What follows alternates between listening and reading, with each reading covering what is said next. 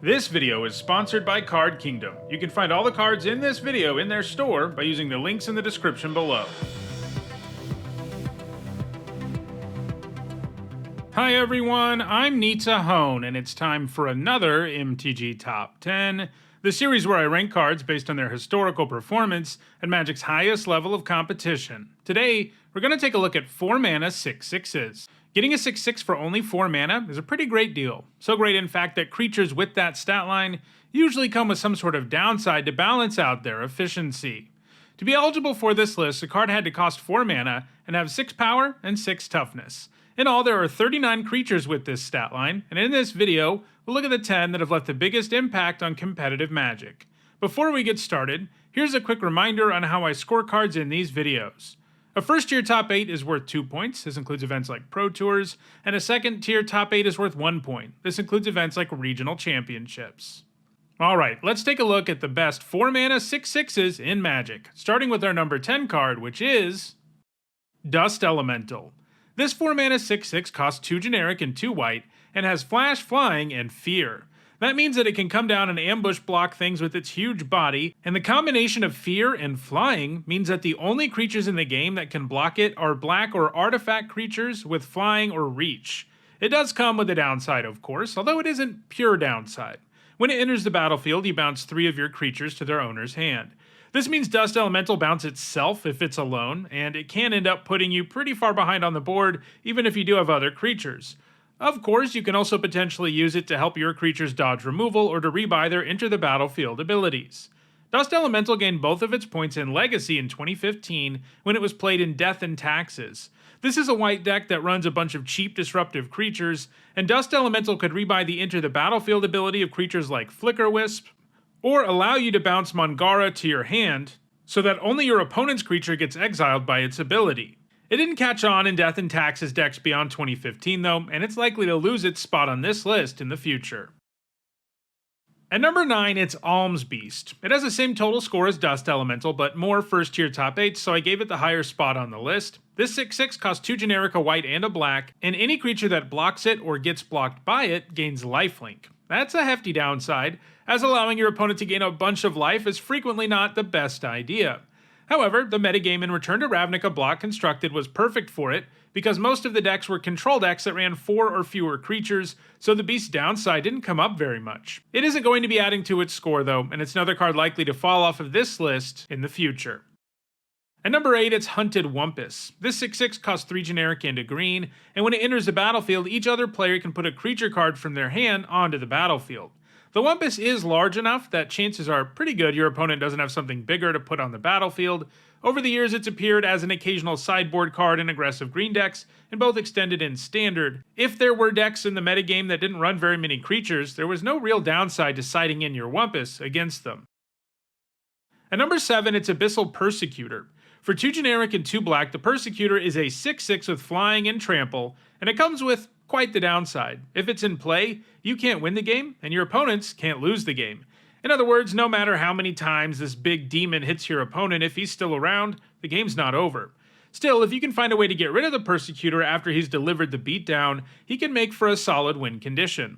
It was played in Jund decks when it was in Standard, where the game plan with the Persecutor was to point your own Terminate or Maelstrom Pulse at it once you're in a winning position.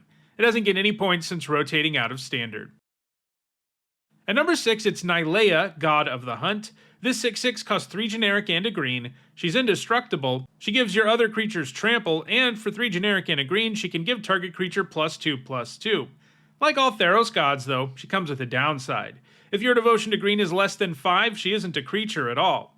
Your devotion is equal to the colored mana symbols and the casting costs of permanents you control, so Nya does contribute 1 devotion on her own. In other words, the only text that really matters when your devotion is too low is the stuff that augments your creatures. So it takes some setup to really take advantage of this imposing 4 mana 6/6 body, but it was very doable in Standard devotion to green decks, which specialized in getting devotion high as quickly as possible, and in that deck Nya was easily a creature on turn 4. She hasn't gained any points since rotating out of Standard though. At number 5, it's Goblin Goon. This 6/6 costs 3 generic and a red, but it can't attack unless you control more creatures than the defending player, and it can't block unless you control more creatures than the attacking player.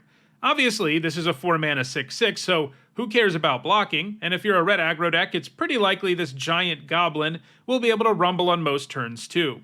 The Goon gained all of its points in goblin decks in block standard and extended between 2003 and 2005, where its creature type made it extra good thanks to cards like Goblin War Chief, which could make it cheaper and give it haste. At number 4, it's Nullhide Foox. For 2 generic and 2 green, the Foox is a 6/6 that comes with hexproof, and if a spell or ability your opponent controls makes you discard it, you get to stick it right on the battlefield. It does come with 2 downsides though. You're unable to cast non-creature spells if it's in play, and that means unlike most hexproof creatures, you're not going to be slapping auras on this. Additionally, your opponent can pay 2 mana to shut off all of its abilities, and that includes hexproof, so it's kind of a more roundabout version of Ward. Still, if you're not interested in casting non-creature spells anyway, this is a 4-mana 6/6 with pure upside. It was played in Gruul aggro decks in Standard, and it's seen a bit of play in Modern too, but it hasn't gained points anywhere since 2022. At number 3, it's Fiend of the Dross. For 2 generic and 2 black, it's a 6/6 flyer, and whenever a creature an opponent controls dies, its controller loses 2 life. The downside here is that the Archfiend enters with 4 oil counters, and you remove one of those counters every upkeep, and once it has no oil counters on it, you lose the game. That's just about the biggest downside you can have, but luckily the Archfiend is huge and causes incidental life loss, so it's very capable of ending the game in your favor before it ever forces you to lose. Either that, or it's such a big problem your opponent has to kill it before it kills them, in which case you still don't have to worry about the downside. It's been played in a variety of black aggro decks in Standard, Rakdos mid-range decks in Pioneer, and Rakdos scam decks in Modern. It's likely to keep gaining points, and despite being the newest card on this list, Archfiend of the Dross is very likely to one day be the number 1 card on it.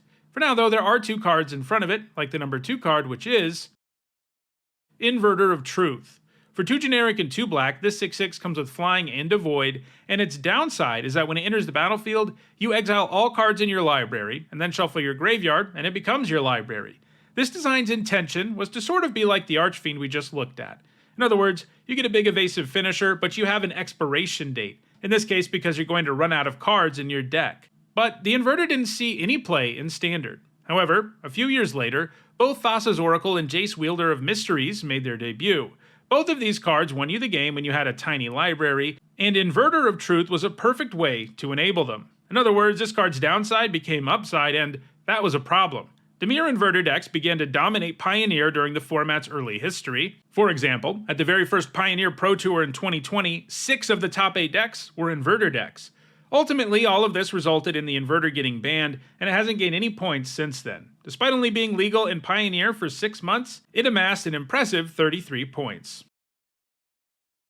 And at number 1, it's Desecration Demon, our 3rd consecutive 6/6 flyer that costs 2 generic and 2 black. The Demon's downside is never all downside, because it makes your opponent make a choice every single combat. They can choose to sacrifice a creature, and if they do, you tap the Demon and put a +1/+1 counter on it. So they can potentially keep it from attacking or blocking, but the cost is pretty real, and they're only making it so the Demon can hit them harder in the future. It was pretty much a staple in Control and mid-range decks in Standard, seeing play in decks like Golgari Control, Mono Black Devotion, and Orzhov Control. It also has a single point in Modern, but it hasn't put up a top 8 anywhere since 2014, and that's why I think ultimately that Archfiend of the Dross, which is seeing multi-format success right now, will pass it in the end. So, those are the top 10 4-mana 6/6s in Magic. If you want to own any of these super efficient creatures, check out the description where you can find a direct Card Kingdom link for each card that appeared in the video. If you want to make sure you catch future videos, don't forget to subscribe and turn on notifications. If you want to catch up on past top 10s, including many more that look at stat lines, you should see a playlist on your screen shortly. Thanks for watching.